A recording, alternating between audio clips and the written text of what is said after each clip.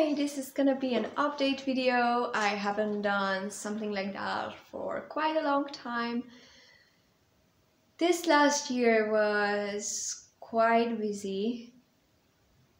It was so blessed and so good and so much busier than I wanted it to be.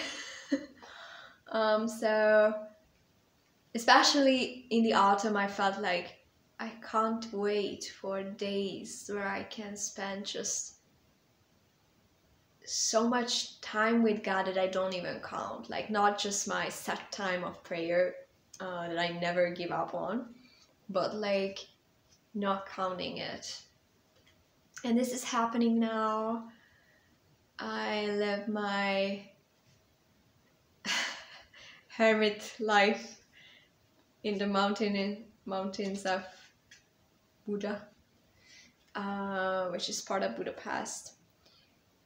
And I really enjoy it. This is the best time of my life. It's quite likely that I won't be posting that much, or I won't make that many videos this year. I'm not planning to write new books. I'm just gonna be with God. This is my calling. So I had an art show, I published my book, I had a book launch event, I helped organizing a conference with John Crowder, so there was a lot going on. I also traveled to minister at places, at some churches and home groups, so it was a busy year, and I'm so happy that God opened so many doors, like going to TV and interviews and all that. But it made me realize what I really want. In John, Jesus asks the disciples, this is his first question, what are you looking for? And this is exactly what I feel like. What are you looking for? Like, what is it what I want? Because God is so kind and caring that He blesses you no matter what. Like, it's not like He only blesses His will, and if you don't hit the right spot, He will retreat. He's not like that. He will serve you with all the resources that you need according to your choice. And of course, sometimes we are perfectly in the will of God and still things don't happen. I know, I've been there a lot of times. But we have this assumption that God won't bless something that is not exactly the best thing for us. It's more like He has given us His endless treasures, and you can have whatever you want, and this is you who need to know what you really want, because He will open countless doors to you and you can have anything you want. So the question is, what actually you want? What is it that you actually want? So it was great to see that it was quite a successful year for me. It's not like super successful. I didn't become bird famous or something, but like comparing to my regular missionary life where I pray for people and preach and like no one really sees what I'm doing except for the people I'm ministering to, it was quite like a spectacular year, like TV interview and book launch event and all that. And I had two scenarios in my mind, quite stupidly, but these two. This will become completely my identity, and I become the YouTuber girl and the artist girl and a writer girl and this will be part of my identity, and I'm gonna behave accordingly, and I become this thing. And I was like, oh, this is not what I want, but it might happen to me. The other thing I had on my mind is that it's gonna be a complete disappointment. Like, oh yeah, my book is published, but I don't care. Like, it doesn't bring any joy. Or I have art shows, but it's like, yeah, it doesn't really matter to me. And actually, none of these scenarios happened. I had a lot of joy in publishing books, and the feedback of the people, and the applause of the people. I loved the fact that I'm loved and celebrated. It was all cool. And what I realized is that this is not what I want. And not because I'm burned out, or it was a disappointment, or I'm like, it didn't meet my expectations. It's just like, it is beyond my expectations what happened this year. It's just, what are you looking for? Like, deep inside me, I know this is not what I'm called to. It's not like I will never create again. Probably I'm gonna write and paint and do this stuff later on in my life, for sure, sometime. Maybe tomorrow, not just like decades later. But it's like, this is not what I want to become. This is not who I am. Like, I'm still just a girl who wants to waste her life away in God. And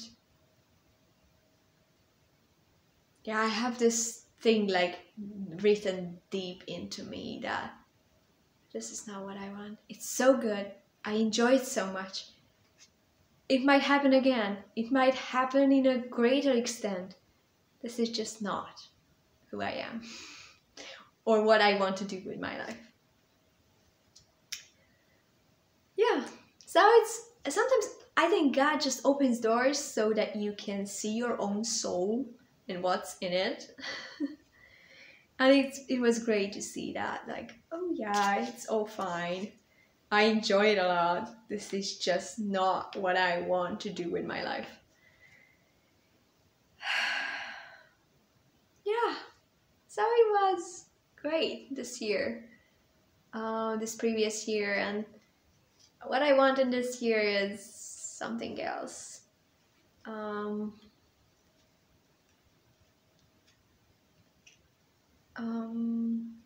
Less busy, and just like having the presence of God as the only point of my life. Like, not the most important point, but the only point. And if it has some special or specific expression, such as a video or such as anything, like, I'm gonna be okay with it, but I'm not gonna make those happen. If they come naturally, I'm gonna say yes to it. Yeah. So there's this verse in the Bible, like,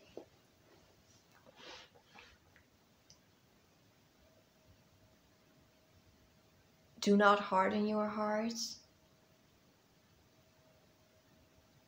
And this is what I feel like. If you feel, it's not a feeling, but if you sense in any way that God is drawing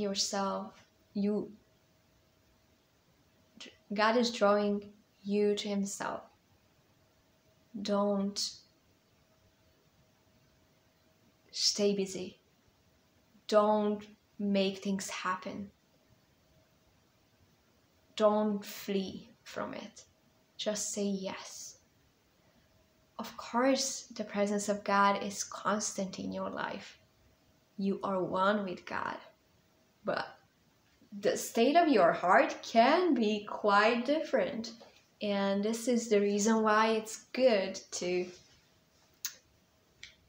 use, it's quite a capitalist expression, this softened attitude of your heart. It's more like valuing, like when you have this openness towards God, just value it enough to stay in it. Everyone is fasting in January in Hungary. I don't know anything about other countries, but everyone is obsessed with fasting. And I really advise you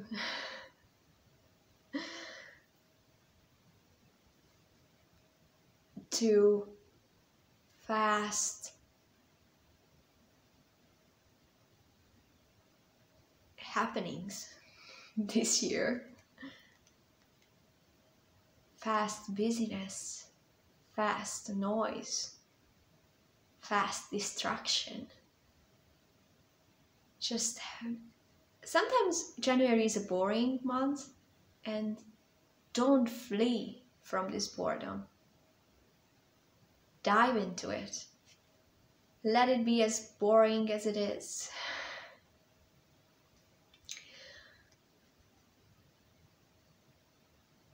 Don't try to make it more colorful.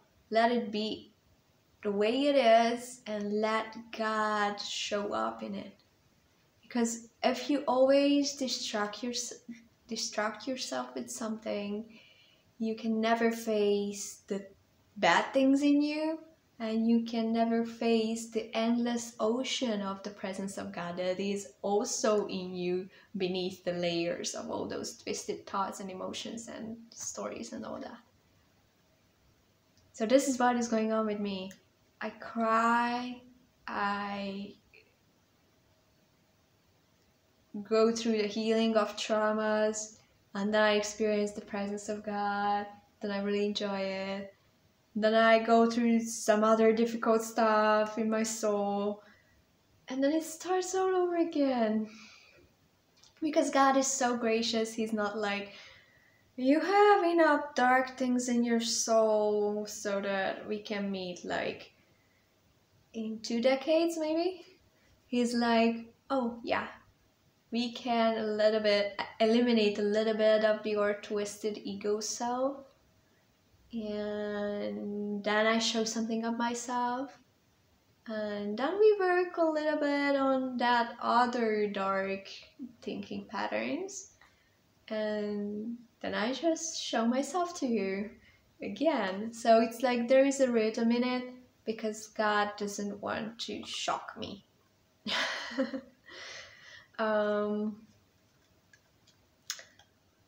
And it's, of course, it's not like a healing of something, you know, it's more like the discovery of how healed you are. But sometimes it requires your time and attention to discover what you are healed from. So it's like, you can claim you have everything in God and you are healed, but if you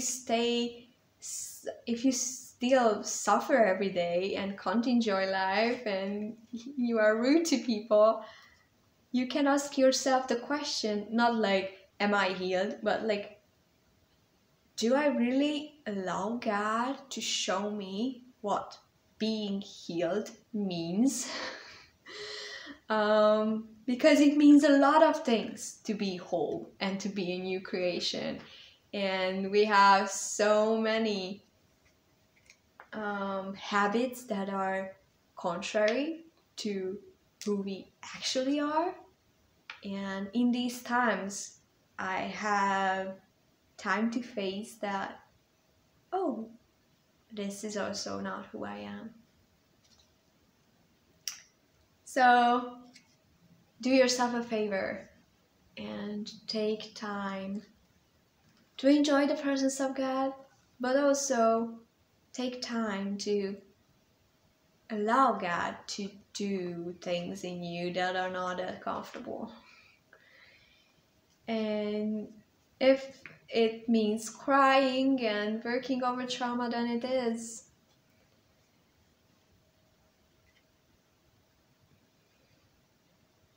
And be open to whatever comes up in your soul. If you get silent, things gonna show up in your mind. I promise you. And if it's always only good thoughts, good for you. Enjoy the presence. And don't even listen to me now. But if you have like terrible things popping up, it's not like you are not full of God and you are distant from God, but it means that there is something that makes you believe less about yourself. And this lie itself is what you need to let go of. And the reason why these things jump up in your brain is because it is exactly what God wants to eliminate. Not through a long process, it's more about like, this is not who you are. You are free not to be like that because this is actually not who you are.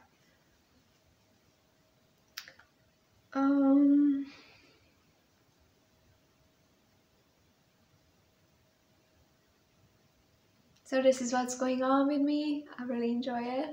You can keep praying for me. I have an amazing time in my life, to be honest. It's not always glorious, but it's so important. It's like, it's okay if I never make videos again. It's so important for me.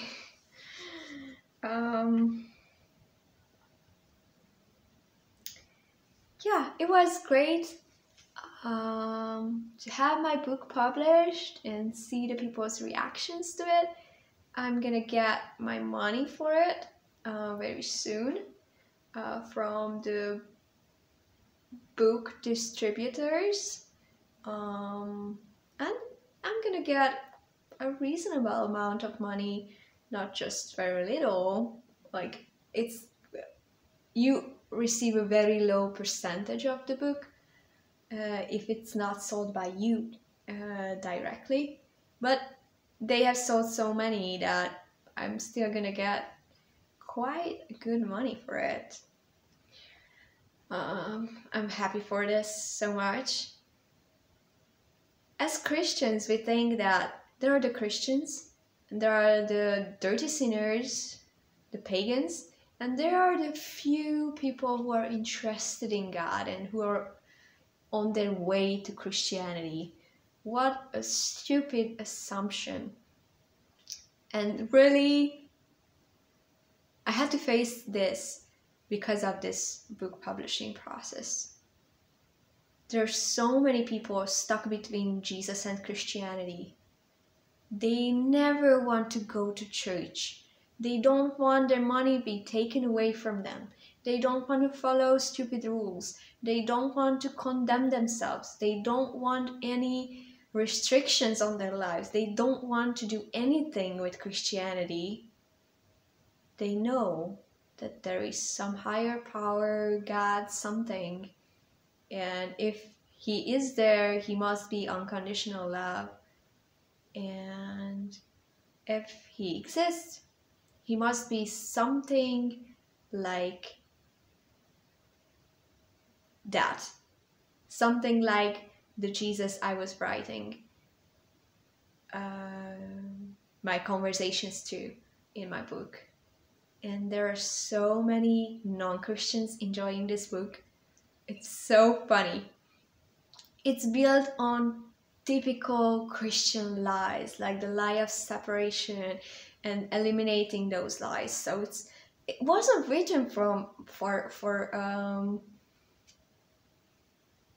non-Christians. It wasn't written for people who are interested in Christianity. It was written for people who struggle inside of Christianity. And it has this highly unlikely subtitle, Conversations and Trips with Jesus. And it's like, who would buy it at a non-Christian bookstore? And quite a lot of people. It's so shocking. And sometimes these spiritual people, like come to the conclusion that they want that God. They still don't want Christianity, but they want that Jesus. They actually, there's nothing bad about Jesus for them. They just don't want the Jesus we have, Christians. It's so funny. And sometimes they come to the very gate of conversion, that like they ask questions like, what should I do because I want this? What's the next step? And I'm like, I'm really in trouble because I don't know what to say to them, because there are so many parts of Christianity I don't want to give them. And there is a real love affair with God that I want to show them. So yeah, it's just my personal inner struggle, like what to tell them and what not to tell them. So it's a lot of fun, and it's a great surprise for me. Like, Christians are those who are like sold out for God, they enjoy that book, or those who want to be sold out for God, they really enjoyed it. But most of them are like, oh yeah, it's too much, it's too cheesy, it's too this and that. Which is too cheesy and too much like me. I know, it's my personal diary. It wasn't intended to be a theology book.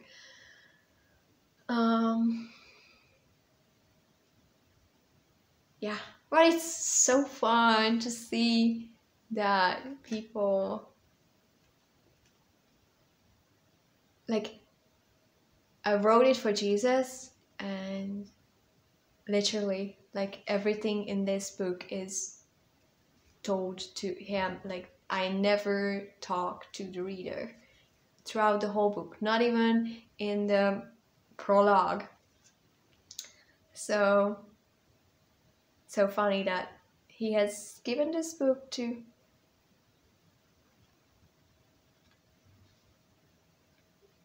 some of his lovers. They don't even know they are his lovers. And yeah, the other shock is that there's so many people experiencing God and having relationship with God without any relation to Christianity. Yeah, and it was a hard one to digest. Yeah, and it's also fun. I love being stretched. Okay, I'm gonna tell you some practical things, practical tasks. It's more to the Hungarian viewers, but I'm gonna still mention it to you just in case. So I need to have a good spot to store my YouTube videos. I have so many that the Winchester I used is almost full, and it's also not functioning that well, and it's such a slow process to download them and put it on the Winchester and all that. So it's quite complicated right now, and it would be so much better to store my videos, actually my whole channel, in the cloud on some good server. If you know a good solution for that, a cheap solution for like storing my whole YouTube channel somewhere, please let me know.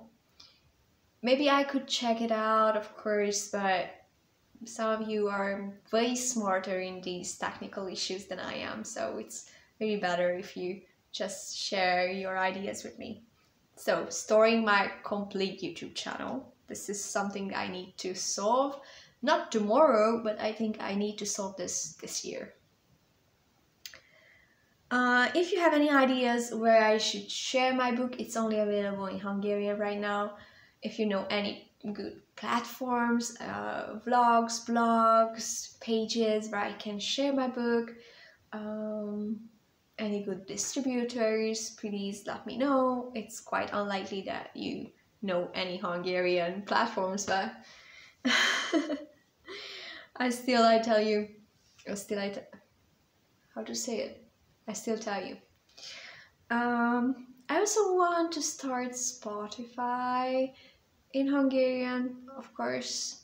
I'm gonna put my good quality videos, the audio material of the good quality videos.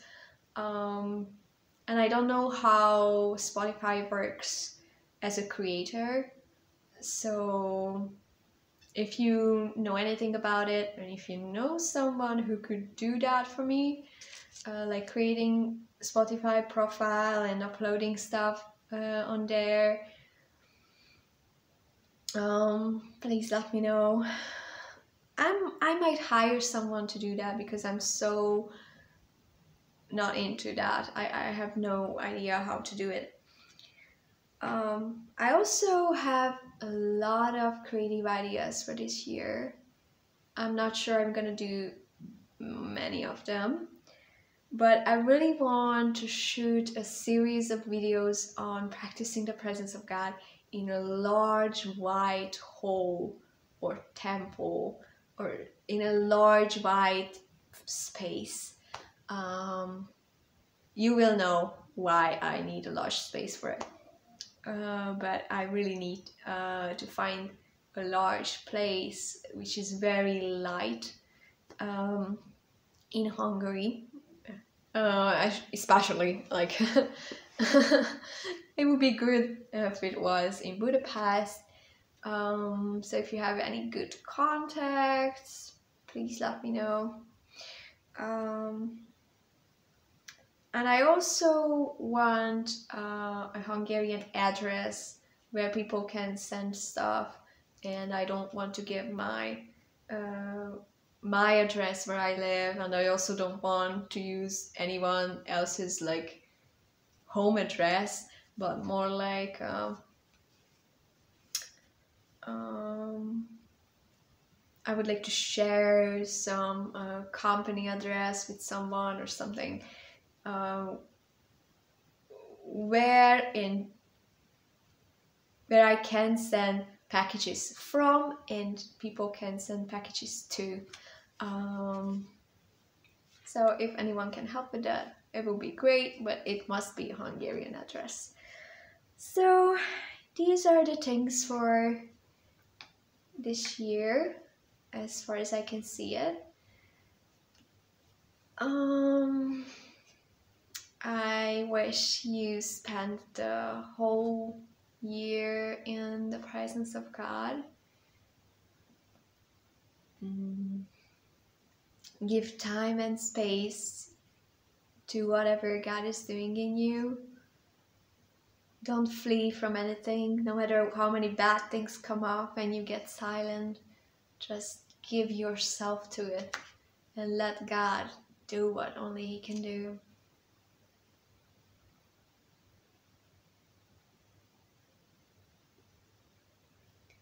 Thank you for all your support, all the money you gave me, all the advice you gave me.